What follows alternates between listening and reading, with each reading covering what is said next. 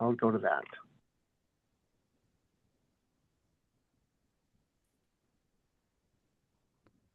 So, hello everyone, and thank you for joining us for today's episode of Women Who Lead, the monthly series, which is a celebration of powerful women who are shaping the real estate industry and driving innovation and inclusivity in every corner of their work.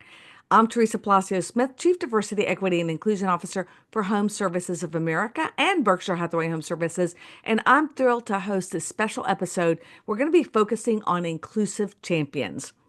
Today, we're going to highlight extraordinary leaders who are not just excelling in their fields, but also embodying the principles of diversity, equity, and inclusion in their businesses, teams, and communities. So grab your cafecito and join me as we hear from our inclusive champions. With me today, I have Ty Barnett. And Ty is the school director at Harry Norman Realtors that is located in the heart of Atlanta and also in charge of their DEI council initiatives.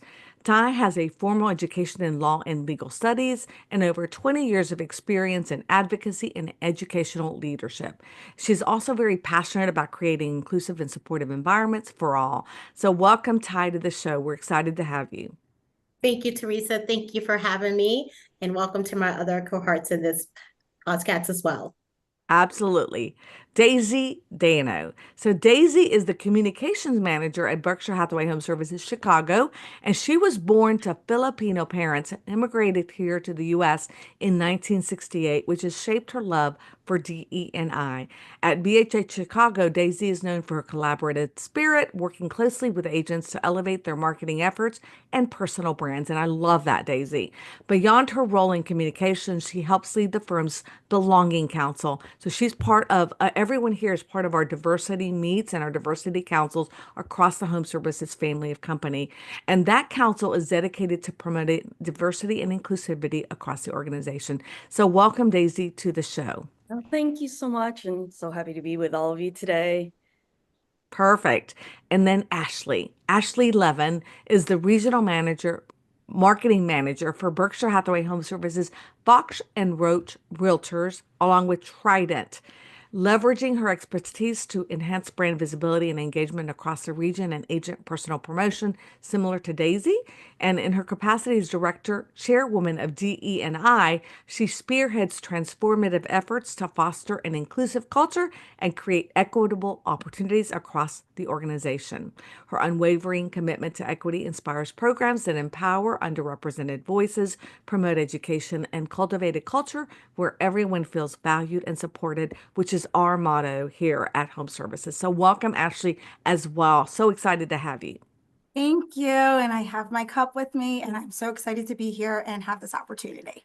Oh, so let's dive right in, everyone. So, the first question that I always ask everyone that's part of the show, because I'm really interested in learning, is how did you get started in the business and what does your role entail? So, I'm going to start with you, Ashley. Okay, so I began my journey in marketing many years ago, in different areas of the marketing industry, unbeknownst to me that I would ever be in real estate industry.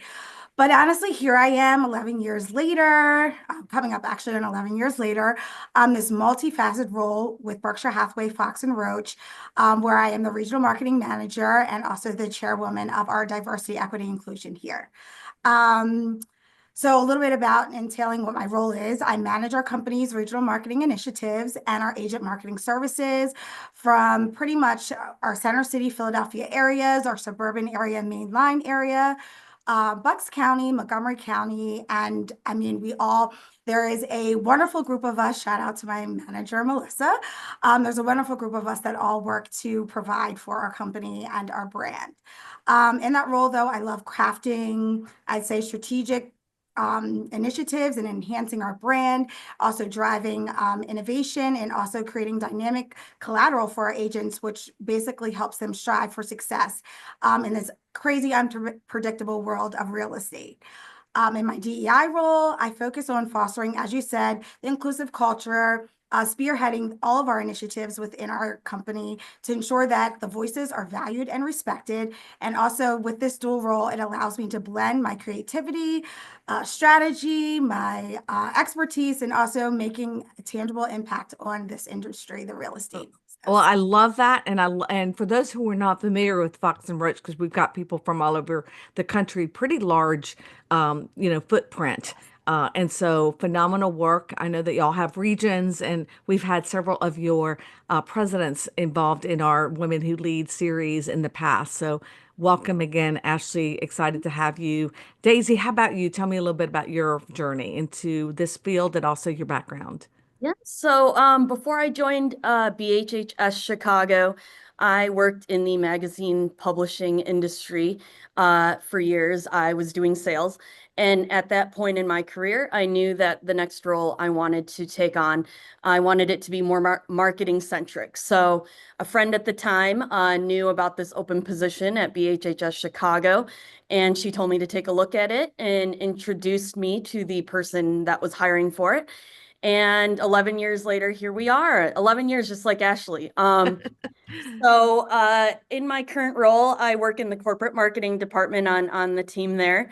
And I concentrate on communications, but I do a little bit of everything in marketing. So anything from helping our agents with tools to planning large company events or company trainings. And also, so we have over 20 offices within Chicago and in the Chicagoland suburbs and in Michigan. So yeah, really just helping everyone with their marketing needs.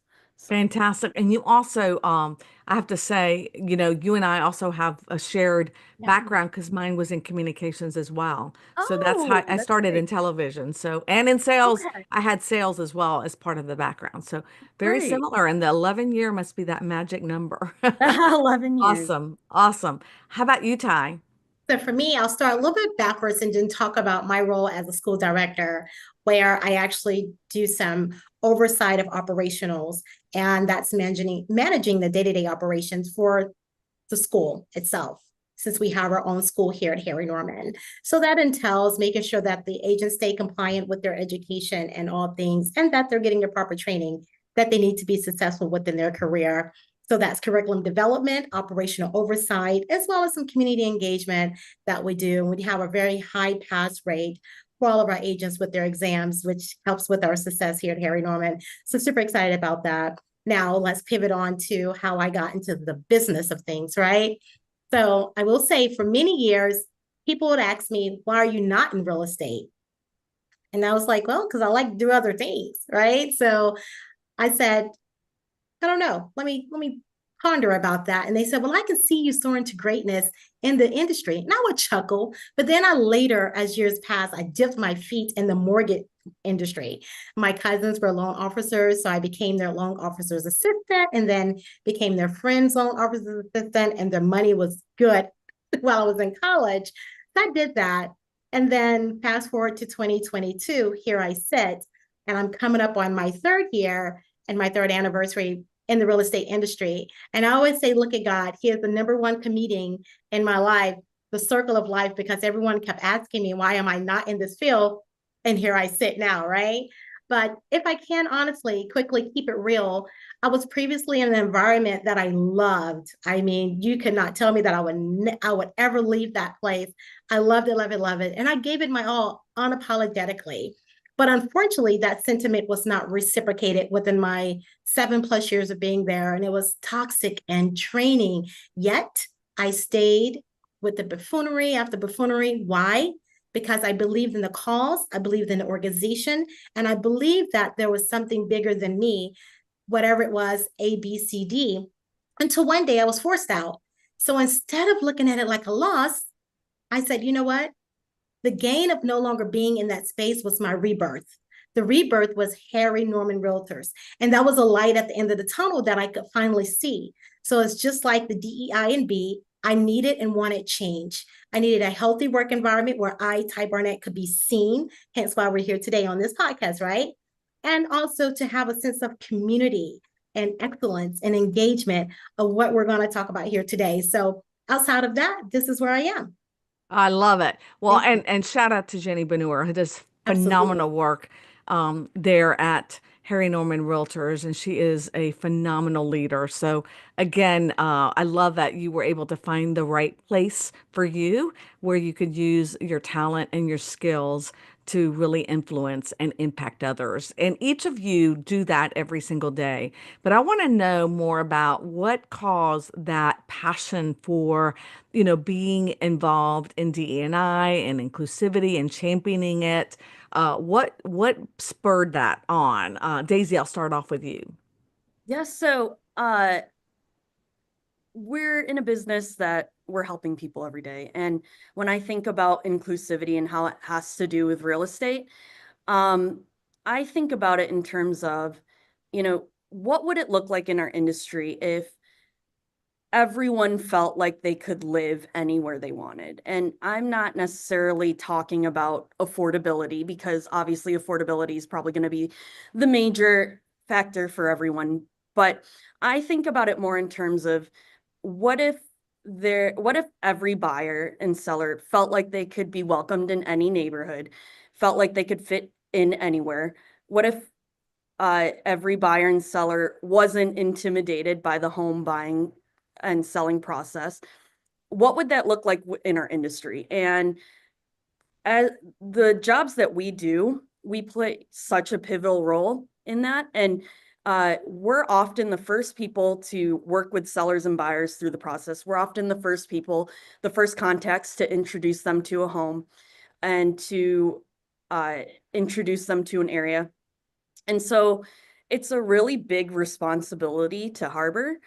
And so my passion comes from taking that and being a part of making every buyer and seller feel like they could live anywhere they wanted.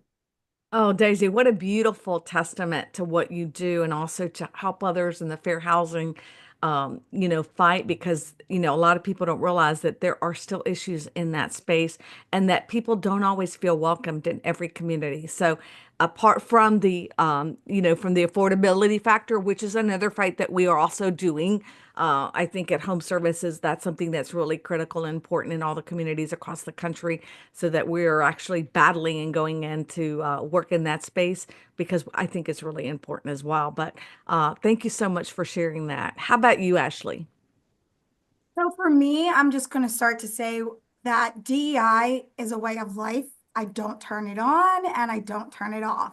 I look at every aspect of my life to increase and to understand even more just for me. So with that being said, that's kind of what sparked my passion.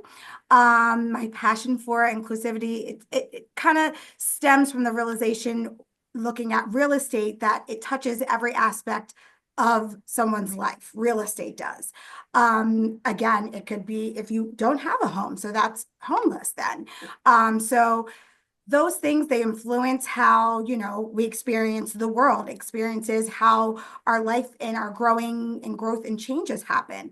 So I recognized early on that, the inequalities of housing and the representation and all of those things that come together, they become a part of the solution of DE&I. So my commitment really grew as I witnessed those things and how to be inclusive and start those practices that can change and transform not only an individual's lives, but again, our even communities that we serve. So ensuring that everyone has a fair shot at home ownership, or even just having a home, or just being able to get their finances in order to have a home, has really sparked my passion and championed what I do here. Oh, just touches my heart when I hear that from y'all. I mean, it really does. Ty, how about you? And just like the other ladies, I truly believe that championing inclusivity ensures that everyone, regardless of their background, regardless of what they've experienced in life, has equal access to housing opportunities, right? This only helps us to create a very or more diverse and vibrant community that we all deserve the opportunity to reside in or to be in if we so choose that path, but also to address the systemic inequalities. So we cannot ignore that those things exist, right? but also having the historically marginalized within certain groups, promoting the inclusivity. And then the real estate industry, you can contribute to social equity, economic stability, and just overall community well-being. And you can't have that is that unconscious biasness and lack of representation. You have to be aware. You have to be willing, but also able to do the things to ensure that we're in this together. Ty, and you are in the perfect space to do it because with your educational background and training, you allow agents to really understand the process Yes. better and also understand the history behind those inequities. I think that's awesome. One of the questions that I ask everyone, just because across the country we have seen a decline in DEI programs altogether. So have you ever, any of you that want to answer this question, found any resistance to your efforts or any negativity surrounding the work that you're doing? And again, anyone that wants to answer that, you can say, yeah, no, or we've been really lucky, whatever it is that you want to contribute to the conversation. So I'll I'll say start. Go ahead, Daisy. Go ahead and start, and then I'll move it to Ashley. yeah. So thankfully, our experience is we haven't experienced any resistance to any of the efforts we've tried to put forth. Everyone's been really receptive and everyone has been really open and responsive. When we started this, we really wanted to put an emphasis on belonging because it's a universal concept that lasts forever. So what we try to do is create a space for people to engage and to you know, just be involved if they would like to. And so everyone's been really, really open to it. So no resistance yet. But I know obviously globally, like you mentioned, there's so many instances where people are experiencing resistance to it. So I absolutely agree with you, and I think that's great to hear that within the companies that we operate, that you don't see that. It makes me so proud. Ashley, how about you? Yeah, so I was actually just going to very similar, and the three of us, four of us have actually talked about it. But yeah, actually have not experienced any resistance, but also in looking at when our initiative here at Fox and Roach was started, we put an emphasis and thought again on belonging and the purpose and the reasoning for why we were having this DE&I initiative introduced to our company, which actually was started from our mortgage company at the time, Trident. But this initiative was to develop, implement, to maintain, and actually bring strategy and to allow the company to promote and build overall awareness, right? And then also to create the cultural innovation, the cultural inclusion, and then to enhance diversity intelligence amongst our individuals within our company, our workplace, and the communities, again, that we serve. So with that, we have had actually an abundance of success with it as well as cooperation. So I have to say, yes, no resistance right now. We know there is, it's out there. We do get some questions, we get answers and solutions. So I think, again, this is bringing that belonging and also the communication and interaction to develop the success of cultural awareness and influences to others. I Yes. love the positivity and I love everything you're saying. It just makes me feel so good because again, we do see it so often across, the different companies across the country and different areas in the country also, depending on where they are. And I think the belonging piece that you all mentioned, I think that's the critical piece as well, because everyone needs to feel that they belong. And I think that's what makes the difference when we're talking about projects that we're involved with. And talking about projects, let's talk about which one of the things that I'm most proud of is the fact that each of you, of your companies, has done some incredible work and highlighted different things in the different DEI initiatives that you're involved with. But which are you most proud of, and which has made the biggest impact? And Ty, I'll start with you. So here at Harry Norman, oh my gracious, we do so much. We do things with feeding the homeless. We do things with the Ronald McDonald House annually. We also do a back to school drive where we take school supplies out to the schools of different offices' choice. And what I love about here at Harry Norman, it's staff and his agents, and they're super excited and eager to just get in and do the work. As I mentioned earlier about willing, but they're not just willing, they're able bodies as well. And they're willing to get their feet on the ground and do everything that is asked of them to ensure that everybody is included, as well as that B, right? Belonging.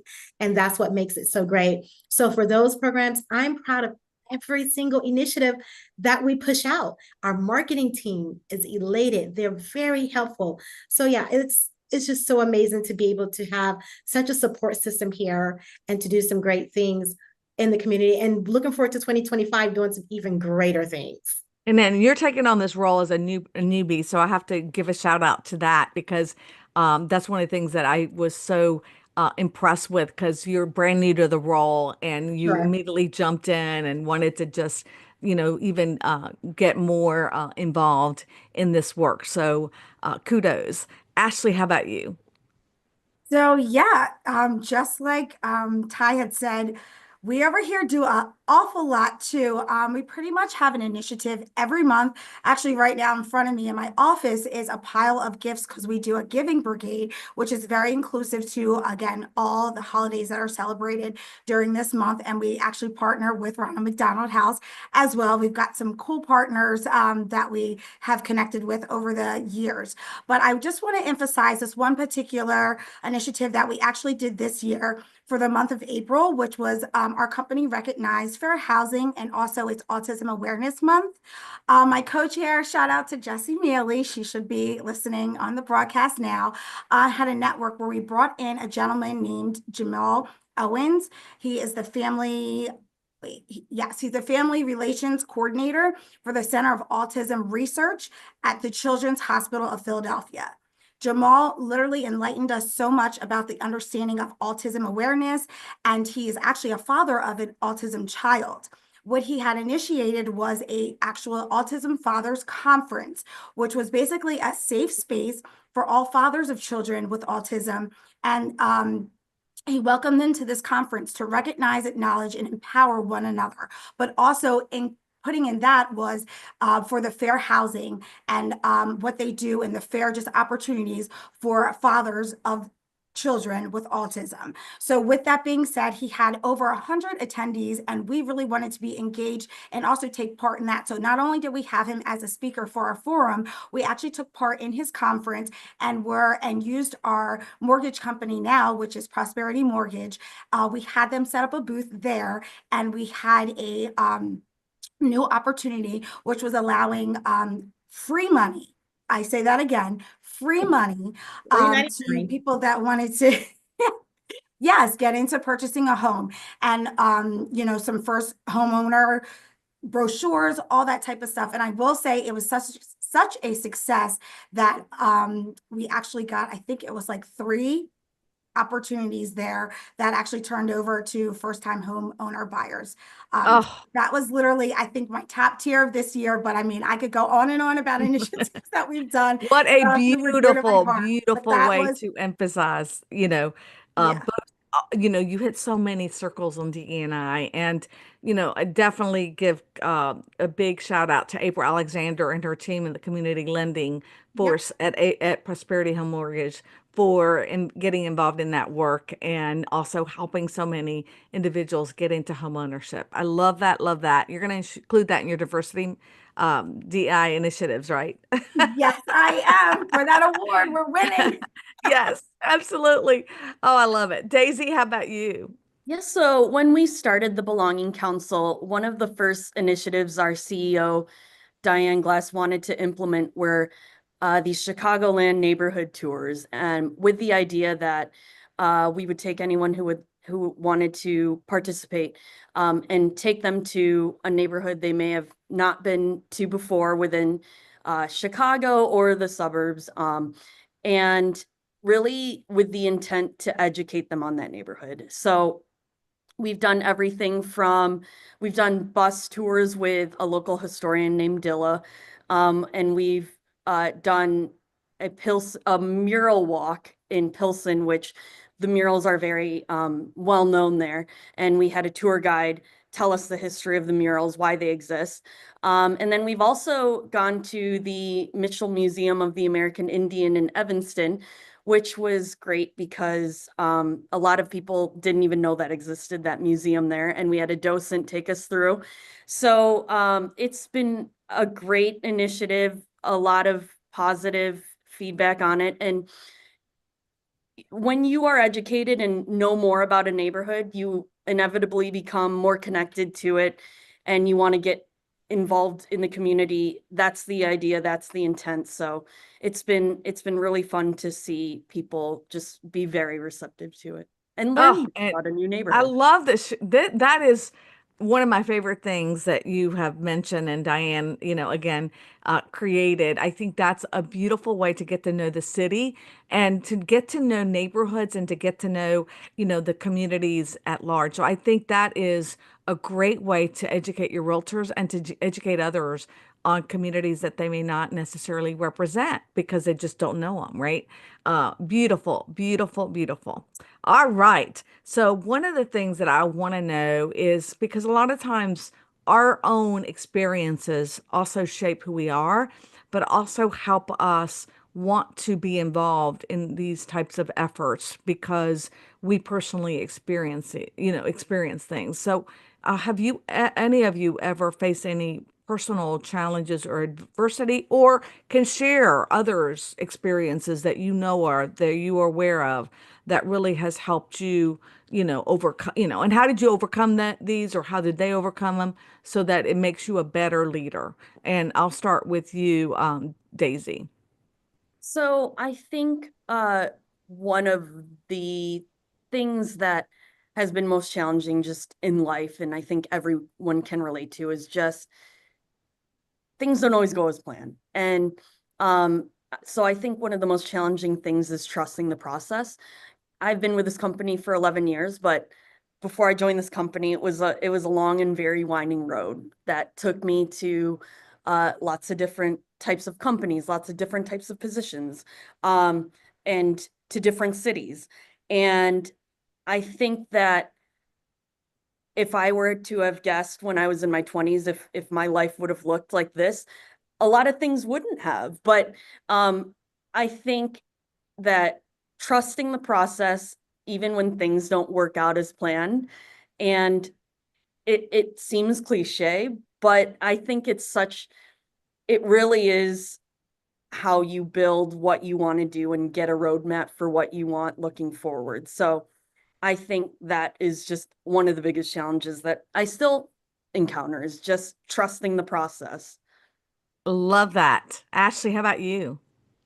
Yeah, so I'm trying to think.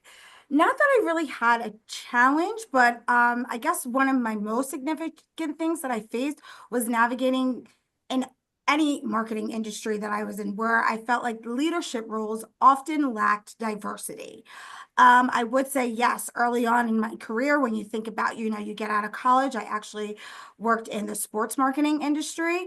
Um, I felt like it was very underestimated. There was not a lot of women, there were not a lot of minorities. So it was just very underwhelming, but overwhelming at the same time that, okay, well, maybe that's not where I'm supposed to be when I said talk underwhelming and then overwhelming because it's like, well, that's where I feel like I want to be. So I kind of felt like I overcame that by doubling down on preparation, on cultivating mentorships, your network, focusing on building a strong track record of results, whether for myself or for the companies that I actually worked with. I felt like those experience in all taught me the resilience. They inspired me and they also encouraged me, amongst others, to don't don't worry about others. Don't worry about the face value. Do you and stand your ground, and all those barriers will fall down and you'll rise up. Oh, I like that. Do you and the barriers will fall down, and it's so true. And those industries, little by little, are being you're seeing change. You're seeing more women in sports. in leadership. You're seeing more diversity in those spaces. I think, it's like the little train, right? That could. Yeah. And so I love that. I think that's so true. And I still think that it exists. And hopefully we're changing the narrative there. Ty, how about you? Listen, I am going to second and third everything that both Daisy and Ashley stated because all those things ring true, right? But it's also the piece that we have to remember to educate and communicate individuals so that we can meet them where they are. Because oftentimes, as we all know, we come from different backgrounds. And you have to educate people and no hit to them that they're uneducated or they're not aware. And even if they just choose not to learn, but once you give them just a little taste, and they understand, and if it happens to them, then they're sometimes willing to come to the fold and willing to listen and address the concerns and then involve leadership. We have to ensure that we're involving leadership full circle. That's important. As long as you have that backing, I think we can sort of grace this greatness, and then also showcasing success stories. People want to see results. Data is everything. It matters, right? So that also take that into account. But like I said, I totally agree with the other ladies here this afternoon. And that's what it's about, just ensuring that we're able to educate individuals and continue to talk about it, making it relevant always. It's not just something that is, oh, something happens during an unrest or let's just do it then. It's an everyday work. Well, there's no doubt that D&I diversity really makes an impact on the bottom line. Sure. It's been proven and the numbers reflect it. And I couldn't agree with you more about how the financial piece, which I always say is really an important piece in business, you have to look at that when you're a leader and when you are running a division, because it is about opportunity in business. And the biggest opportunity is in D&I. That's the best investment you can make because it does change and it does help the bottom line by growing it and by also creating profits. So I love your answer and I love what you've stated. So true. And the education piece, you're just in the right spot because a lot of people don't know the history and they don't understand it until they hear about it. And at first, they may not believe it, but the more research that's done, they start to see, okay, I can see why this has happened or there's inequity here. It makes sense. Now, let's pivot to our Berkshire Hathaway Energy Conference. And Ty, you and Ashley both had the opportunity to visit Las Vegas and to participate in this empowering professional development summit. So tell me what takeaways that you took from that and how you expect to do the work or implement any of those ideas in 2025. And I'll start with you, Ty. Okay, so oh my gracious, let me tell you, it was a boatload of just greatness and amazing. We had such a joy of time. Would you agree, Ashley? Absolutely. And I met Absolutely. you Yeah, person. I met Ashley and I met so many other people. And it was just so amazing to know that we got a sense of touch for a company home services in Berkshire Hathaway about the importance of that belonging. And everybody felt special there, right? And then it was an inclusive, again, leadership. Everybody there were leaders, and we got to see it from every company that attended. It was like, oh, I feel like I knew you. I just never met you, right? That we're already and we're in this together. That's what made it so great that we were all promoting diversity within our teams and that we were all there for the same reason and the same goal. The cultural competency, it was the technology, the futuristic technology that we learned that was like quite overwhelming. Like, hold on, let's take a minute. But it was all running back to DEI and B. That was very important. So, and then continuous learning, something that I mentioned earlier about being able to not just right now, but also in the future, making sure that we're keeping DEIB relevant. And so my takeaways and action plans is to continue to focus on network. When I met Ashley and I met Chris and Wendy and some of the other greats that were there, we want to talk about keeping things relevant and continue to moving forward and networking with each other, no matter where it's at the coffee shop, you're walking down the street somewhere, make sure you just having a conversation and making it relevant, and then having the hope, empowering others, and then the growth the direction in which we're going to take this and being resilient in it all. So for 2025, I just plan on continuing to network. We plan on doing so many more initiatives here at Harry Norman by working more with the community, doing more with the Ronald McDonald House, with the schools, and some of the local organizations here. I mean, I sit on approximately 8 to 10 boards outside of my corporate role, right? And so just maybe involving some of those, and so many of the agents and staff belong to other outside boards as well. So in 2025, we really want to focus on more community and then advancing and then involving our staff even more, and then providing even more training, because we already do such a great job, but we still have so much work to do. I can't wait to see all the work that you get Yes. involved in 2025. Absolutely. Ashley, how about you? Now I'm piggybacking right off of Ty, but amazingness. When I first heard about this summit that was happening, I mean, first of all, it said the art of inclusion was what it was called. Sure. I am a huge fan of art. Side note, I just went to Art Basel in Florida this past and got some more culture involved and inclusion and diversity. But I just want to literally say the summit touched me and empowered me and inspired me more than I ever could have imagined. Shout out to Lemuel Levels. His phenomenal energy, I think his resource, his envision for DE&I in this space of Berkshire Hathaway Energy and broadcasting, and us. Thank you, Teresa, for allowing us to attend from the home services side, and just the camaraderie, again, as Ty said, with the executives, the leaders there. Everyone was just so inclusive and all for this. Even the in-between sessions where they had dancers of all cultures and natures. There were so many takeaways from that meeting. Also from Heinz Ketchup, we got to, or Heinz actually, the whole part of Heinz, we got to meet their director of DE&I, who she spoke phenomenally just about the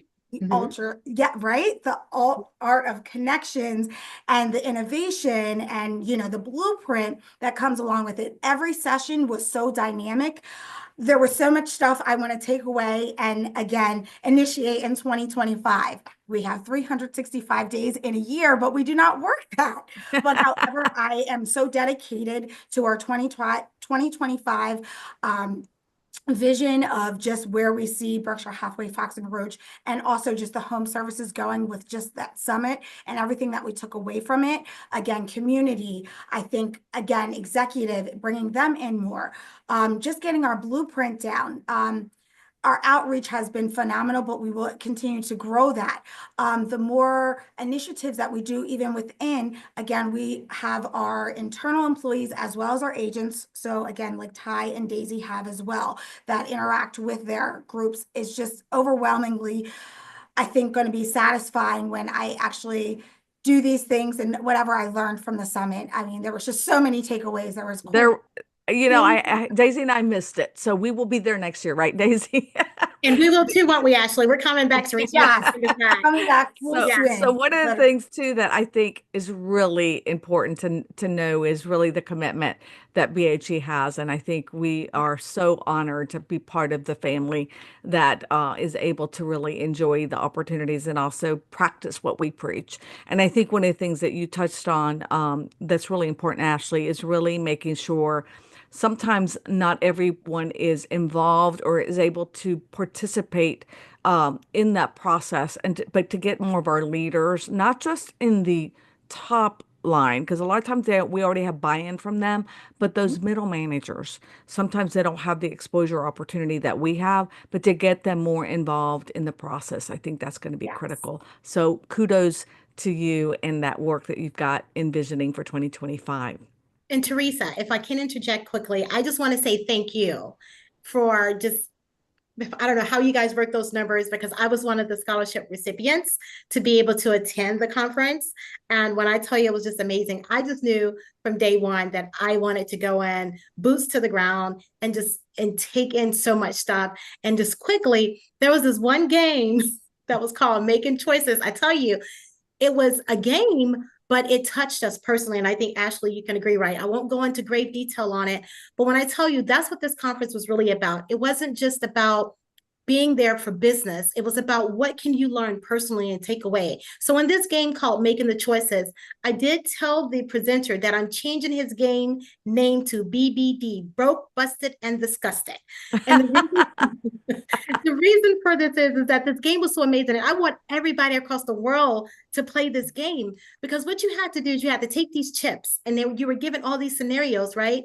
And you had to talk about if you had to take away having a vehicle and your cell phone and your computer, and you had to walk to work or bike to work. You couldn't have groceries or healthcare, any of those things, right? And for us, here we go sitting at our table, including Ashley, we're over there struggling like, oh my gosh, I can't do this. I will die. I need all of this stuff. Okay, maybe I could take away this, but no, I really need this. But you had few people in the room that said, you know what, while you guys actually have room to debate this and actually maneuver some things, I live this every day. And I have a Yes. few cents in my pocket right now and I can't survive. And this was real life for them. So for me, it was a blessing to have this game there, because it showed that we're here to learn about DEI and B, but we're also not talking about professionalism. We're talking about real life here. So we're learning all skills and getting to see this. So I truly thank you guys. And I hope we do have it next year, because we would love to attend again. It's Oh, a blissful opportunity. Yes. oh, fantastic. Thank you for that feedback. And absolutely. And I want to hear more about the game. So we're just going to have to track that game down so we can Sure. actually implement in our diversity initiatives next year. So thank you, Ty, for that, and Ashley as well. So Daisy, I know your family's journey is very similar to my parents' journey. Mine from Colombia, yours from the Philippines, and I think that had to shape your upbringing. How has their struggles or their experiences influenced your perspective and passion for DNI? Because I know it has to have affected you in some way or another. Absolutely. So, my parents' journey from the Philippines is actually really interesting because they did not plan to stay here in the US initially. They had planned to be here for a few years. My dad was doing training, my mom was working in New York, and they were going to go back to the Philippines, get married there, and live there. And right before they were about to head back to get married, the president of their country declared martial law. And so they had to kind of make a quick decision. And they decided they didn't want to raise their future kids in a dictatorship. So they called up the friends that they knew in New York at the time and said, we're getting married this weekend. Join us. They bought their wedding flowers from a street vendor cart in New York. They got married in a tiny church in the Bronx, and then had their reception at a Chinese restaurant in Chinatown. And they weren't able to see their parents or their siblings for 20 years. And then they moved to a very small town in Michigan that was pretty much 100% white almost. And, I never realized the level of sacrifice that they made for me and my siblings until I was an adult.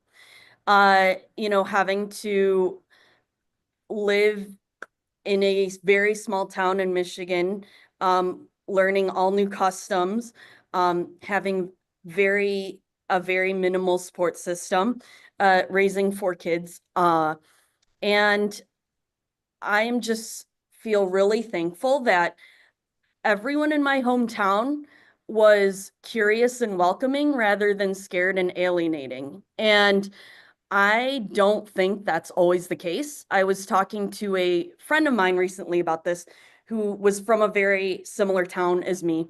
And in her town in Wisconsin, there was a population of a Hmong community. And I had said, what was the general attitude towards the Hmong population in your town? And she said, if I had to describe it in one word, it would be avoidance.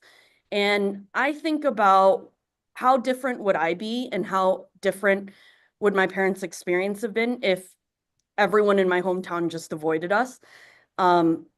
They actually just really helped us, and they would ask us about Filipino food. They would want to know about our customs. And there were so many family friends that helped my parents and to inform them of like the activities that me and my siblings should be taking part in that aren't normal to my parents, but to make sure that we felt like we belonged, amongst our classmates. And um, so when I think about inclusivity in my upbringing, I think about, yes, DEI can be big sweeping legislation, it can be big changes, but it can be in everyday interactions. Like, are you standing in a circle and talking to people and there's someone standing nearby?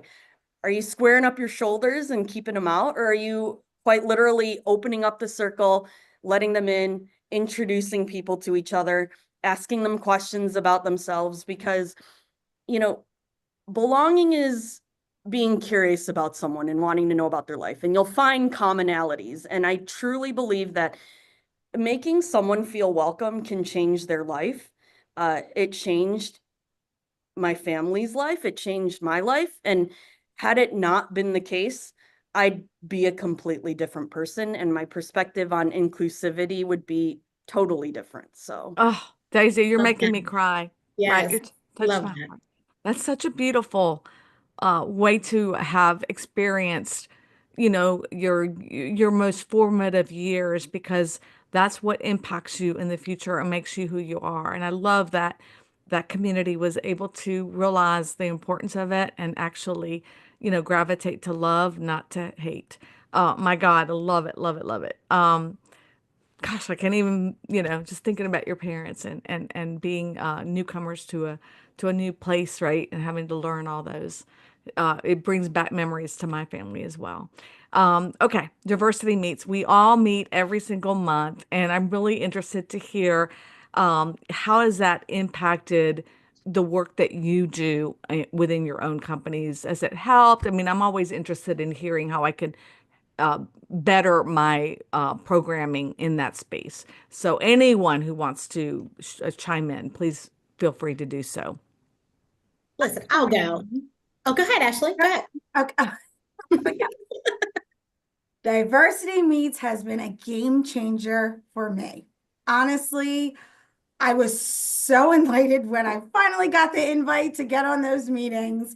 Um, Literally, they have served as, I think, a thinking tank where the innovation, the ideas, the best practices are exchanged every single month.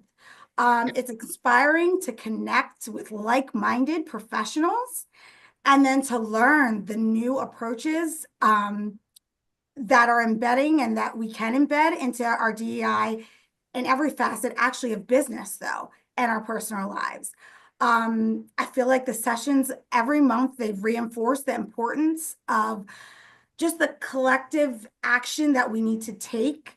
Also, it reflects on the collective actions that we have taken. It's provided me with a lot of actionable insights, and also in anything that I do for our organization here. It also, as I mentioned before, it creates a valuable mentoring platform and program for me. Um, as I said, in going to the summit, again, I met Ty, Chris, everyone, Wendy. I mean, so many people. Stuart, he was just Jamar, yes, just yeah, Amazing. the Story of the list week. goes on. yes, yes. Literally. So again, it's created this new foundation of mentors, a mentorship program, a community that, again, I can use as a resource and continue to boost the strategies that I come up with as we embark upon this in our individual, again, sectors and brokerages. So Teresa, thank you. Again, it is Oh, a game changer. I'm really not sure what you can improve on, but just keep going because it oh, is that an makes my heart inspiration to me, and so are you. So warm. thank you. I have to give kudos and really credit to Jamar Hardy, who is with the Dinah Realty, and he has headed up their D&I council and now president of the Minnesota Association of Realtors, because he was the first that recommended I do that on a regular basis, because we did the belonging conference, which was the first event that we held during COVID. And he said, "Oh my God, I'd love to continue doing this monthly." And I said, "You know what? That's a great idea, Jamar. Let's do that on a monthly basis." So again, shout out to Jamar for that. Ty, you were going to say something as well. Listen, first, let me get a quick shout out to Envy Energy before I move forward. That was at the summit as well. They were phenomenal. Had a total blast with them. But to pivot on, listen, I was so excited when Jenny, our CEO, was like, Ty, do you mind sitting in on these calls? And because I'm such a sponge for all things inclusive with everything, I'm such a happy, happy joy person. I was happy, happy to know that I get to be a part of something that's good and motivational, right? Because that's what it's all about. So what I love about it is that Teresa, you always you use these videos and you show the motivational. I'm a sucker for motivation, a Me sucker too. for happiness and greatness. And like people say, I mean, I will quickly say personally, I have been told on a job before or said to and had to go to conflict resolution because someone said I was too happy. Like they said that there is no way that somebody can be this happy all the time. And I've had to go to conflict resolution for them because I was so happy, right? And I was like, that's crazy. But moving forward, I'm telling you, there's nothing that you need to improve. I just say keep it coming. Keep soaring. Oh, you're so sweet. Gosh, you're making me feel good. Amazing. That's not the intent, but I'm so glad that y'all are It should be. feeling It should be. that it helps I think it helps learning from others, right? And Daisy, you were going to say something.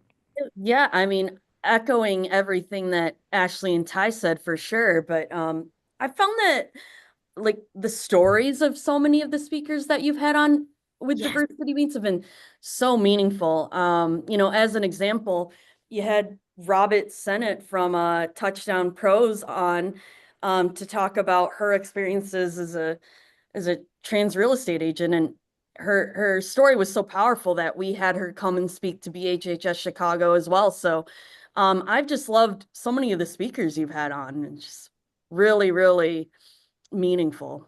Oh, I could not agree with you more. The people that we have in Robin, just an incredible inspiration for so many people because of the work that she does and to help in that space in homeownership to individuals that are not seen, right? Or if they're seen, they're protested. So again, love your comments and your feedback, and I really do appreciate it. It means so much to me to be able to do those events every month. Now, as we wrap up, because we're running out of time, so I'm going to ask y'all the question that I ask everyone that we end our show with, because I love quotes, I love podcasts, I love books, and I think our audience would love to learn more. So, what would you recommend for those that are listening? Reads that you really want, or a favorite quote that really resonates with each of you. And I'll start with you, Ty. So I'll say first and foremost, God first in everything. And one of my favorite quotes is by the late, great Maya Angelou: when you know better, you do better. And I truly Oh, believe that. And I walk that on the regular basis. And that has so much art and DEIB, right? And that's why we're here today. When we know better, we do better and we can teach better. And hence what you're doing on those monthly calls with engaging and educating and awareness. So that's there. And so there's so many people that's impacted me over my time, whether it be family and friends and coaches and just all type of mentors, you, Teresa, and everyone on this call. And it's just great to feel to know that we're in this together and that there's so much more work to do and that we're all putting boots on the ground and we're going to continue to do the work together. beautifully said. I love that. Daisy? So, for a book right now, I'm reading this book called The Indian Card. It's by Carrie Lowry Shoot Peltz, and it's all about how difficult it is for people that belong to a certain Native American tribe, how difficult it is to actually enroll in those tribes because of the process the government put into place many, many years ago. So it's really interesting. She interviews people, and it just, I definitely recommend it. I'm not done with it yet, but it's a good read. And for quote, I'm the quote that's burned into my memory since the time I was a kid was something my mom has always said to me and my siblings. It's from a poem called The Sin of Omission. And she said it was the first poem that she ever heard that really stayed with her and resonated with her. And I'm just going to say the first part of the poem, but it's not the things you do, dear, it's the things you leave undone that leaves a little bit of heartache at the setting of the sun. And the whole poem's about not leaving things unsaid with those you love and not leaving things undone. And so it's just something I've always remembered and will probably live by. Well, try to. Oh, Daisy, you're going to make me cry. I mean, honestly, the things that your mother, she was such a special person. I can see that. I can see that she resonates in you. And Ashley, I'll end with you. Okay, so for books, we actually did this with our council, The Color of Law by Richard Rothstein. Amazing, amazing. If you want anything or to know anything about diversity, it will make someone cry, but as it did for me. But that definitely was a book that I think, in being in this space and having been in this space, has really still reflected every day for me. Quotes. I actually had Maya Angelou as well. Then Ty still, even a piggyback. That's why I'm like, I mean, when I met her, I was like, I see me, I don't see me. But obviously, God, I will not, can't say that more than ever. As I know, a question that we skipped, but it was like my parents and my upbringing. Has always been such a reflection in my life as well. Daisy, your quote, I think that literally, or your poem, please send me that because I think that Yes, resonates very please. well. Yeah, send it to all of us. But I actually Absolutely. had one other quote, and this was from actually the vice president of inclusion of Netflix, and it's Verna Myers, and she said, "Diversity is being invited to the party, inclusion is being asked to dance." That's So right. I welcome Yes. everybody to dance You, when it comes to diversity with me. I love it. I love all the quotes. Thank you so much. They do resonate with me. And by the way, Daisy, I have to say, brought in the author of The Color of Law to speak to their Ah, group in the past, right? You've had We did have we fortunately were able to have Richard Rothstein. Yes. exactly speak. Yeah, So it was there's a really great. connection there. If yeah. you want to bring him in to kind of talk about what he found in his book and how he came to his, to all the data that was so hidden from so many of us. So, Wow. which has made such an impact in understanding, the past and how we can affect the future. So, thank you all for sharing your incredible experience. I love, love all your quotes, the book recommendations. I also want to share this quote, which I think is really so true. When we embrace diversity, we discover the true strength of our collective potential. And I think that our collective potential is going to make a huge difference, when all of us realize how critical it is to be diverse and to be inclusive and to feel like we belong. And I want to thank each of you for the work that each of you are doing to make everyone feel included within your companies and for the work that you are doing in advancing our initiatives. I really appreciate it. And as we close out, I want to take a moment to thank each of you, our incredible audience, for your continued support and engagement. Your passion for leadership, learning, and fostering inclusivity inspires us to bring these stories to life each month. Please share our Facebook page and also our YouTube pages because that's really how we grow. And listen to the podcast. So, in 2 weeks, this show will become a podcast and you'll be able to listen to it in all the different platforms that are across the networks. And join us in 2025 for another year of this phenomenal series, which begins on January 8th. We'll have some great leaders that will also be speaking at that time. From all of us at Women Who Lead, we wish you a joyous holiday season filled with warmth, love, and cherished moments with your loved ones, which I think tie so true with what you said, and Daisy, with what you said with your poem, right? Let's continue to champion equity and inclusion as we step into the new year, ready to make an even greater impact. So I really appreciate it. Bye bye, everyone. And I'll see y'all in 2025.